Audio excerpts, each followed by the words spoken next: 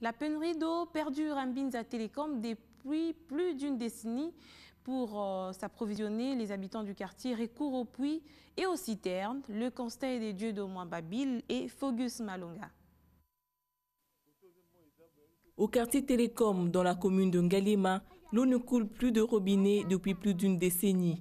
Pour contourner cette triste réalité, les consommateurs recourent au forage créé par un privé pour les travaux de ménage et de construction. Dans la quête de cette denrée, les véhicules pour ceux qui en ont sont associés. Quant à ceux qui disposent des récipients citernes, l'eau de la pluie considérée comme oasis fait l'affaire.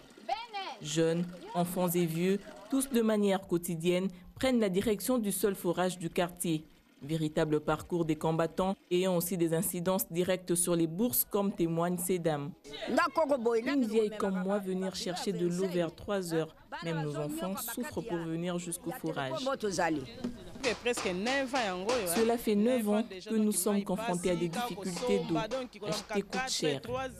Au moins 8 000 francs chaque jour. Donc sans ce forage, nous ne pourrions pas tenir le coup. Une œuvre individuelle de charité pour aider ses voisins du quartier, comme l'explique l'un des surveillants du forage. Ce forage a été construit pour pallier la difficulté d'eau dans notre ville en général et ici à Télécom en particulier où l'eau ne coule pas. Visiblement, la Régie des eaux est consciente de la situation. Conséquence, l'arrêt de la facturation. La Régie des eaux ne nous donne pas des explications claires sur ce qui se passe. On nous parle de manque de pression et d'autres choses, mais jusque-là, nous ne sommes toujours pas convaincus de ce qui se passe.